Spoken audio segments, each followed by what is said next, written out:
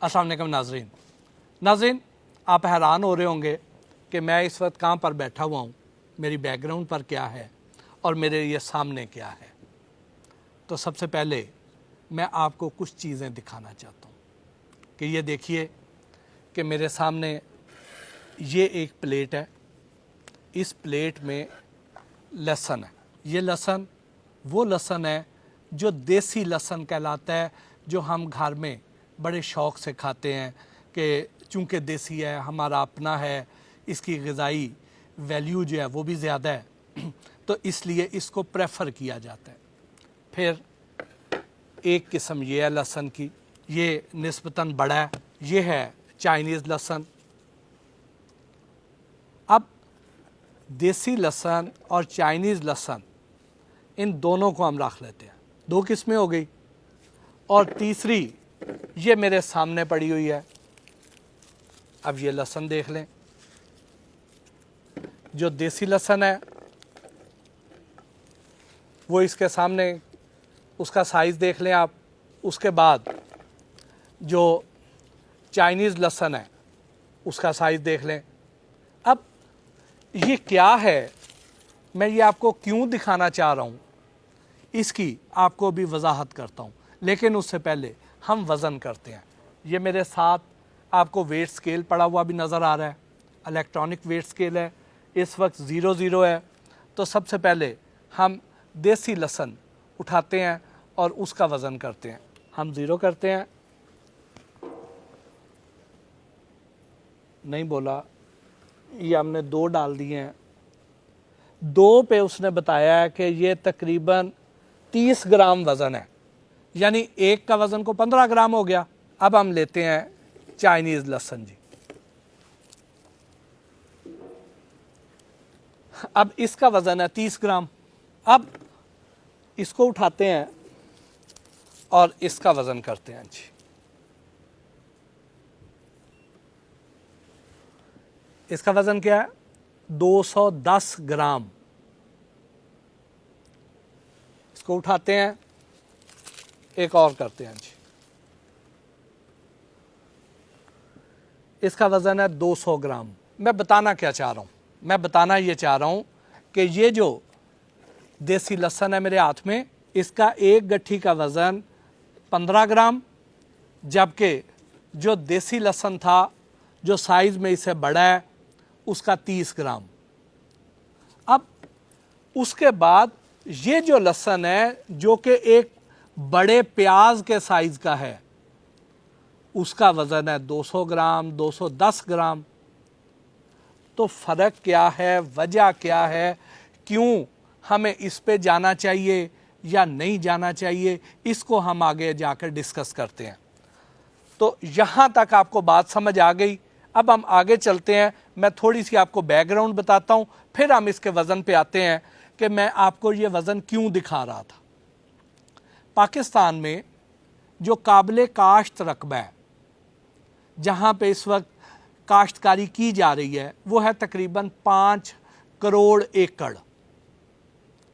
उन 5 करोड़ एकड़ में से बमुश्किल इस साल 2022 में 1200 एकड़ पर इस बड़े लहसुन की काश्त की गई है। ये जो छोटा लहसुन था, ये वो रिवायती लहसुन है जो हम साल हा साल से नस्ल दर नस्ल पाकिस्तान में काश्त करते आए हैं और इस्तेमाल करते आए हैं।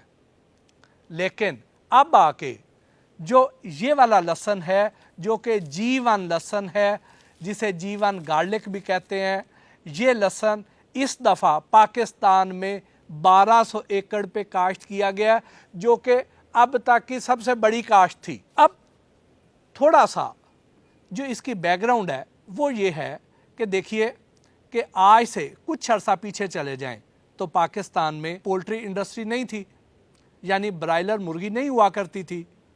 पाकिस्तान में हम जो गोश्त खाते थे वो या तो देसी मुर्गी का था, या बीफ था, या मटन था, या मछली।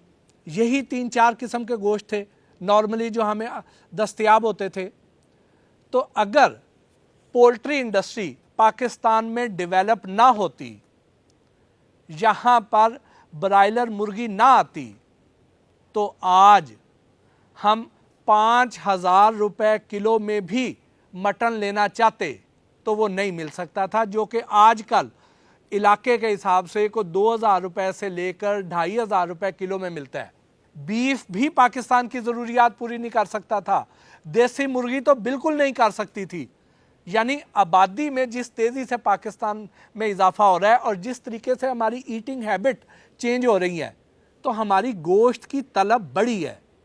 इस बढ़ती हुई तलब को पूरा करने के लिए क्या हुआ कि कुछ साहिब बसीरत लोग आए टाइम पे, उन्होंने ये इनिशिएटिव लिया और पाकिस्तान में पोल्ट्री इंडस्ट्री की बुनियाद रख दी और पाकिस्तान में ब्रायलर मुर्गी ले आए। अब ये अलहदा बात है कि ब्रायलर फार्मर जो हैं उनमें बाज़ पर मेरे तहफ़्फ़ुज़ात हैं, क्योंकि वो गलत प्रैक्टिसेस में इन्वॉल्व हो गए हैं। उसको हम एक साइड पे रखते हैं, क्योंकि सारे लोग गलत काम नहीं कर रहे हैं, लेकिन जो गलत काम कर रहे हैं उस पर मैंने वक्तन फ़वक्तन मैं आवाज़ भी उठाता रहा हूँ और आइंदा भी उठाता रहूँगा। इसी तरह आगे आ जाइए, क्या देसी घी की पाकिस्तान की पैदावार इतनी ज़्यादा है कि वो हमारी पाकिस्तान के अवाम की घी की ऑयल की ज़रूरियात पूरी कर सके? यकीनन नहीं है। तो जिन लोगों ने बर वक्त फ़ैसला किया और यहाँ पर कुकिंग ऑयल इंट्रोड्यूस करवा दिया, बनास्पति घी इंट्रोड्यूस करवा दिया और उससे पाकिस्तान में यहाँ पे खुर्दनी तेल की जो फसलें हैं वो लगना शुरू हो गई। खुर्दनी तेल पैदा करने वाली अजनास यहाँ पे पैदा होना शुरू हो गई।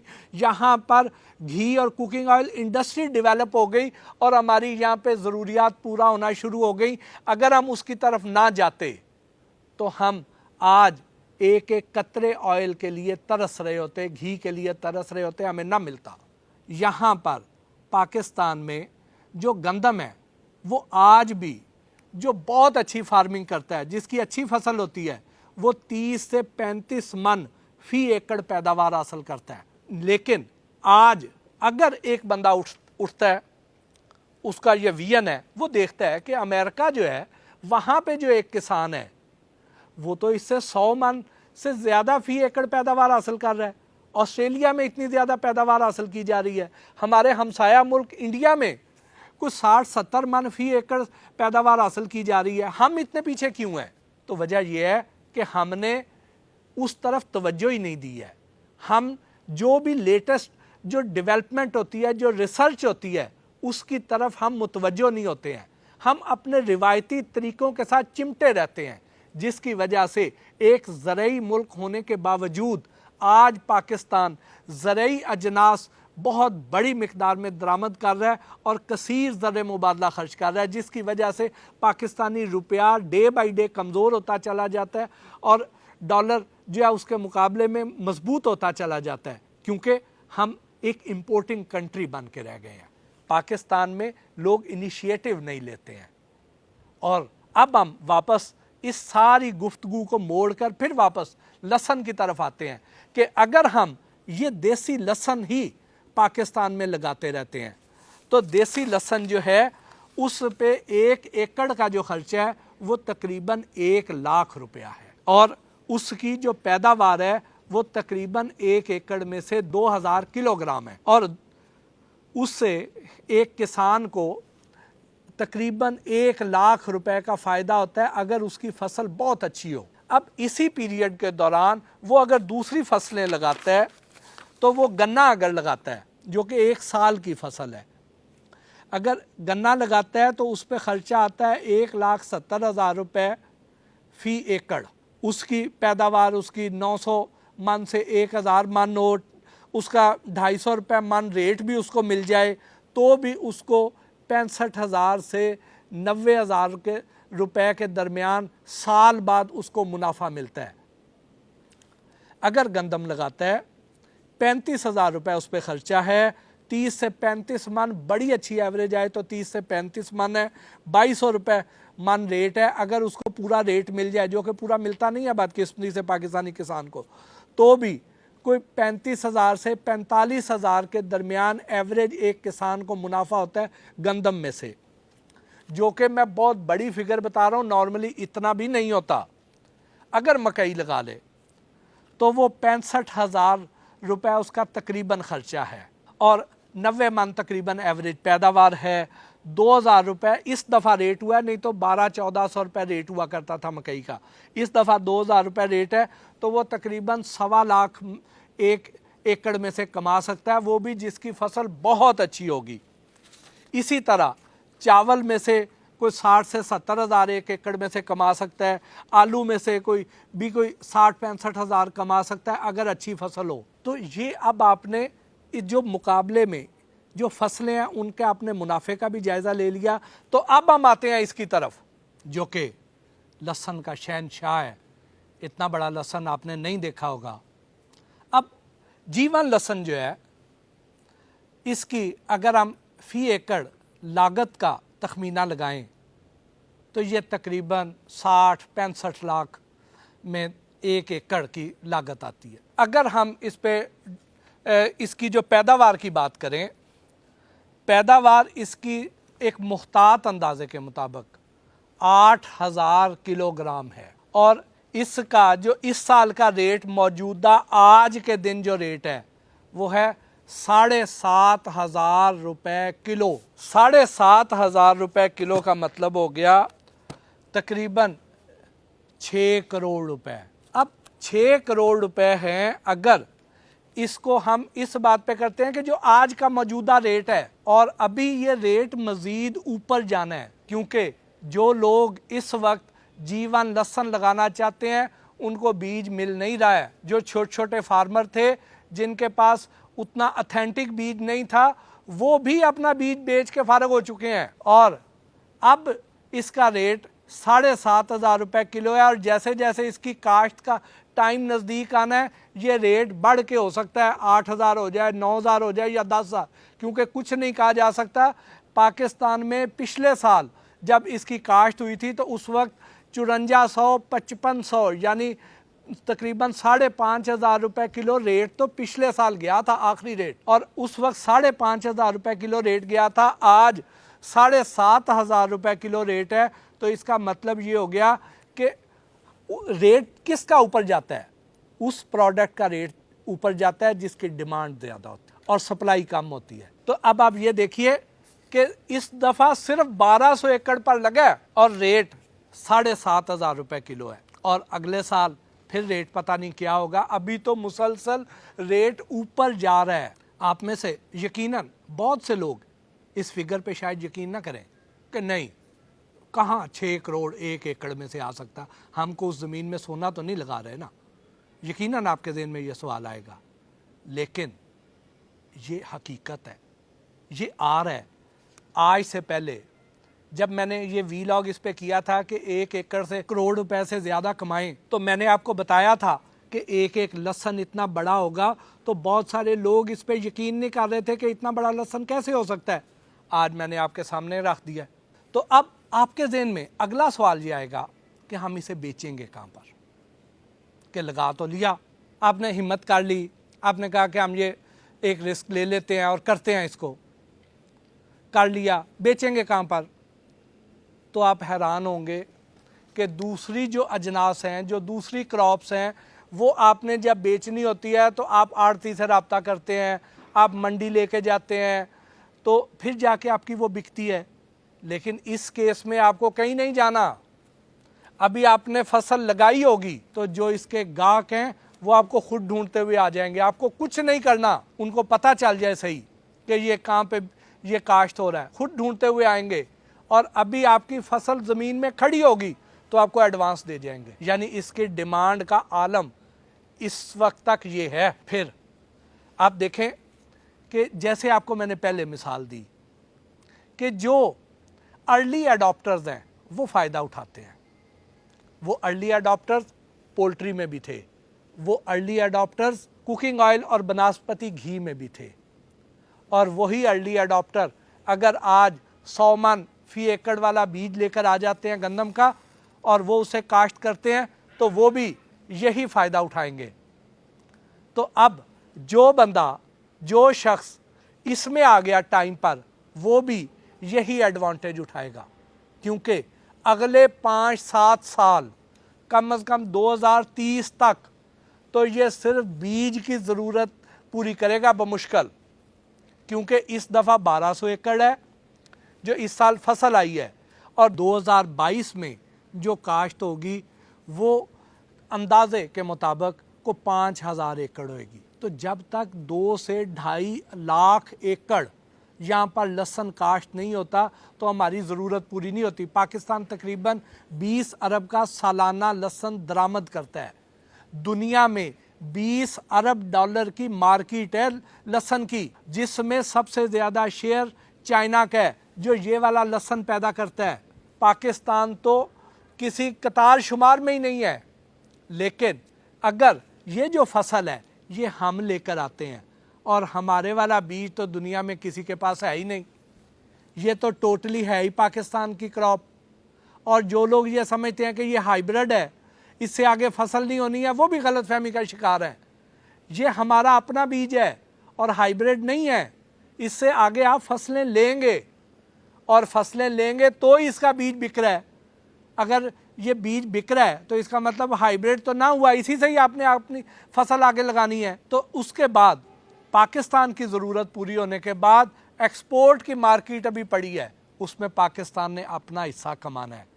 तो इंशाअल्लाह ये बहुत ही मुनाफा बख्श फसल रहेगी।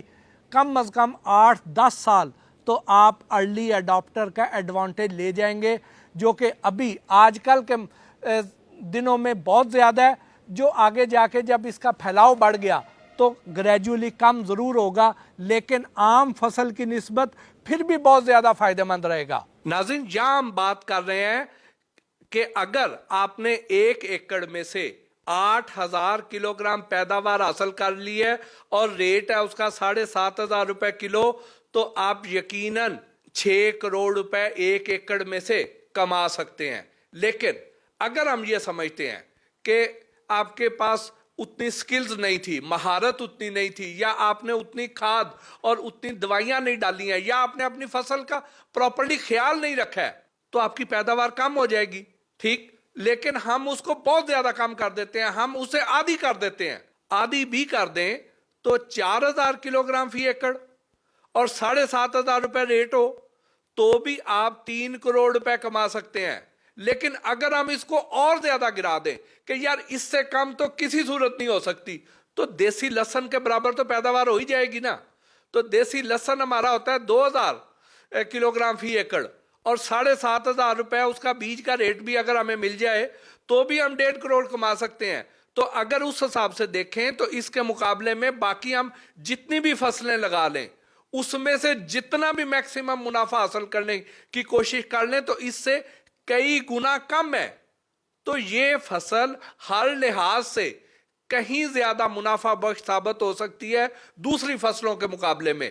बाकी आप इसको खुद सोच समझ लें, हर तरह की कैलकुलेशन कर लें, तो आप यकीनन इसी नतीजे पे पहुंचेंगे जो आपको मैं यहां पे ये फिगर्स दे रहा हूं। फिर अब अगला सवाल आपका ये होगा कि हम ये बीज खरीदें कहाँ से। तो अब जैसे कि मैंने आपको पहले बताया है कि बहुत से लोग, किसी ने 2 एकड़ लगाया था, किसी ने 1 एकड़ लगाया था, बहुत बड़ा था तो किसी ने 10 एकड़ लगा लिया, 12 एकड़ लगा लिया, इससे ज़्यादा किसी ने नहीं लगाया था। वो सब लोग अपना बीज बेच चुके हैं। उनमें से अच्छा काम करने वाले लोग भी यकीनन मौजूद हैं, लेकिन ज़्यादातर ऐसे थे जिन्होंने अंदर मिक्सिंग की थी कि अंदर उन्होंने ये जो चाइनीज़ लहसुन है इसकी तरह का लहसुन भी कर दिया, को अफ़गानी कर दिया, को पहाड़ी कर दिया, ठीक, लेकिन प्योर जीवन नहीं था। सब के पास नहीं था, कुछ के पास था। तो अब इसके लिए हमें क्या करना चाहिए? ऐसे हमें बीज बेचने वालों के पास जाना चाहिए, उनसे सर्टिफिकेट तलब करना चाहिए कि पाकिस्तान का जो मुस्तनद इदारा है बीजों के लिए वो है NARC। क्या उनके पास NARC का सर्टिफिकेट है? क्या वो सिक्योरिटीज़ एंड एक्सचेंज कमीशन में रजिस्टर्ड हैं? आपको उनसे ये सवाल करना चाहिए।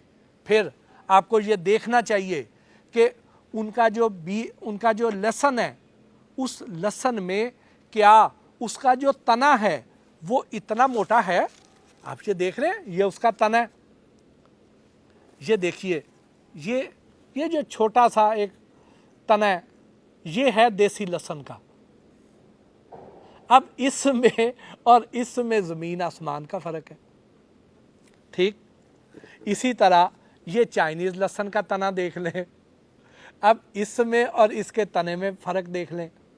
तो जब भी आपने लहसुन ख़रीदना है, जीवन लहसुन अगर आप लगाना चाहते हैं, आप इतने पैसे भी खर्च कर रहे हैं, तो फिर आप ज़रा तहकीक पूरी करें, उनसे सर्टिफिकेट भी तलब करें और फिर उसके बाद उनको कहें कि हमें अपनी फसल दिखाएं ना, और उसके तने का साइज़ देखें।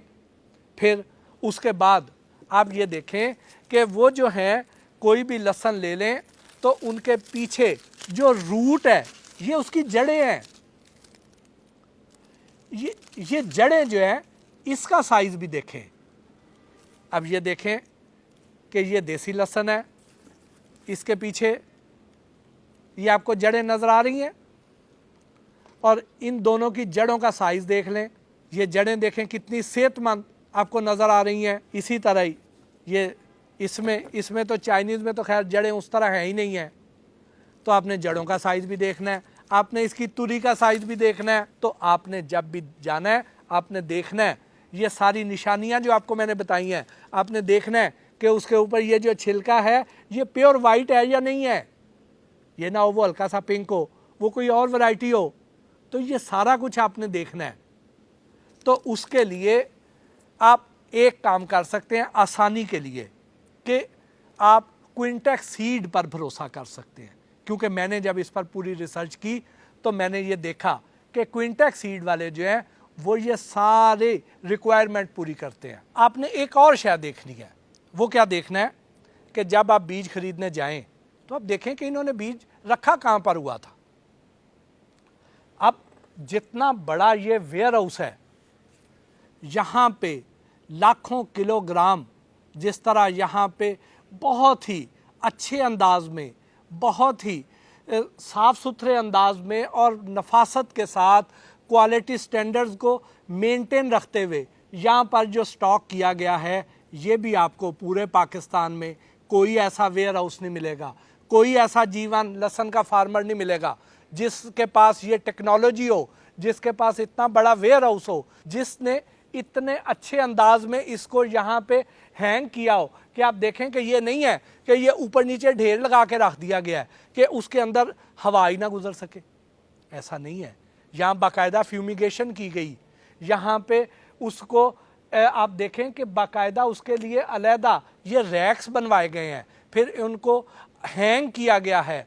यहाँ पे बड़े बड़े पंखे हैं, यहाँ वेंटिलेशन का प्रॉपर इंतज़ाम है, यहाँ डायरेक्ट सनलाइट नहीं आती है।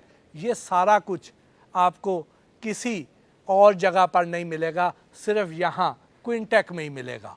उन्होंने बेहतरीन क्वालिटी का बीज चुना, जो हल्का था उसको साइड पे निकाल दिया सेग्रीगेशन करके, सबसे बेहतरीन क्वालिटी का बीज उन्होंने रखा, और ये उसका रिज़ल्ट है कि आपको आज इतने बड़े बड़े लहसुन नज़र आ रहे हैं। आप किसी और के पास चल जाएं तो जाके देखें, आपको नहीं 200 ग्राम का मिलेगा, नहीं 250 ग्राम का मिलेगा, नहीं 150 ग्राम का मिलेगा, आपको छोटे मिलेंगे, आपको ये सारी खूबियाँ नहीं मिलेंगी। जिनका बीज सेहतमंद होगा तो उसी से ही सेहतमंद आगे फसल आएगी। तो आपने इसको मद्देनज़र रखना है। फिर जो क्विंटेक सीड है, चूँकि ये एक प्रॉपर कंपनी है, इनकी एक साख है, गुडविल है, ये क्या करेंगे, ये आपको पूरी गारंटी देंगे, आफ्टर सेल सर्विस देंगे, आपको बताएंगे कि आपकी ज़मीन के लिए ये ठीक है अभी या नहीं है, आपका जो मौसम है उधर का उसके लिए ये मुनासिब है अभी या नहीं है। ये अपना वो लालच नहीं करेंगे कि नहीं बस आप लेके चले जाएं। अगर आपकी वहाँ पे सारी रिक्वायरमेंट पूरी होती हुई तो आपको बेचेंगे। फिर उसके बाद आपने जब फसल लगा ली, आपको उनके ये मुख्तलिफ व्हाट्सएप ग्रुप्स में अपने शामिल कर लेंगे, अपने जो बायर्स हैं उनमें शामिल कर लेंगे। उसके बाद आप अपनी तस्वीरें फसल की अपलोड करते हैं, आप गाइडेंस लेना चाहते हैं कि इसको खाद कब डालनी है, इसको पानी कब देना है, इसके अगर आज पत्तों का रंग ऐसा हो गया है, आज कोरा पड़ गया, आज ये हो गया है, तो हमें क्या करना चाहिए, ये आपको आफ्टर सेल सर्विस भी देंगे, ये आपको और कोई नहीं देगा। तो उस लिहाज से क्विंटेक की ये एडिशनल बेनिफिट्स हैं कि यहाँ पे आप जो चीज़ लेंगे वो आपको एक नंबर चीज़ भी मिलेगी, आपको ये उसका एक अथेंटिक सर्टिफिकेट भी देंगे, आपको उस अथेंटिक बीज का सर्टिफिकेट भी देंगे, ताकि कल को जब आप अपनी फसल बेचने जाएं तो आप दिखाएं कि जी हमारे पास ये क्विंटेक का सर्टिफिकेट था, इसलिए हमारा बीज 1 नंबर है, तो आप हमारे पे ट्रस्ट कर सकते हैं, हमारा बीज आप खरीद लें। नाज़रीन, यहाँ पर बहुत से लोग ये बात भी करेंगे कि ये तो बहुत महंगी फसल है, आम फार्मर तो इसको अफोर्ड ही नहीं कर सकता, आम किसान तो ये इतना महंगा बीज ले ही नहीं सकता। यकीनन ऐसी बात ही है कि ये एक महंगा बीज है, इसको हर किसान नहीं अफोर्ड कर सकता। तो उसके लिए आपको मैं ये बताना चाहूँगा, जो आम फार्मर है, छोटा फार्मर जो नहीं इतना ज़्यादा अफोर्ड कर सकता, वो क्या करे? वो 1 कनाल का बीज ले ले, वो ना ले 1 एकड़ का बीज, 10 एकड़ का बीज ना ले, 1 कनाल का ले ले। 1 कनाल का लेके थोड़ा लगा ले और उसके बाद अपना बीज तैयार करे और अगले साल उसको मल्टीप्लाई कर ले, ये भी एक ऑप्शन हो सकती है। तो अब आपको ये देखना है कि कौन सा रास्ता आपके लिए बेहतर है, आपको क्या चीज़ सूट करती है। अब इसके लिए आपको यहाँ पे बहुत सारे लोगों ने ये पूछना है कि हम इनसे रब्ता कैसे करें, तो हमने इनकी वेबसाइट का एड्रेस भी ऊपर स्क्रीन पर डाल दिया है, इनकी हेल्पलाइन का नंबर भी डाल दिया है, आप उनसे रब्ता कर लें। अब इसमें कुछ लोग ये मेरे पे इल्ज़ाम भी लगाएंगे कि पट्टी साहब ने पता नहीं पैसे लेके ये कर दिया है, लेकिन चूँकि मैंने इस पर पहले से प्रोग्राम किया हुआ था और मुझे बहुत सारे लोग ये सवाल कर रहे थे, तो मैंने उन सारे सवालों का जवाब आज के इस वीलॉग से देने की कोशिश की है। और मैंने इस बात से मुझे कोई फ़र्क नहीं पड़ता कि आप मुझ पे इल्ज़ाम तराशी करें, क्योंकि मैंने जो बात की है वो हक़ की है। आप इसको ख़ुद भी आके देख के तसल्ली कर सकते हैं। जो बातें मैंने आपको बताई हैं, अगर आपको यही वाली बातें मिलें, यही निशानियां नज़र आएँ, तो फिर आप आके मुझे कहिएगा कि भट्टी साहब आपने सच कहा था हमेशा की तरह, तो इंशाअल्लाह मैं उसमें सुरखरू आऊँगा कि मैंने गलत बयानी नहीं की है। इसके साथ ही आज के इस वीलॉग से अपने मेज़बान मोहसिन भट्टी को इजाज़त दीजिए। अल्लाह निगहबान।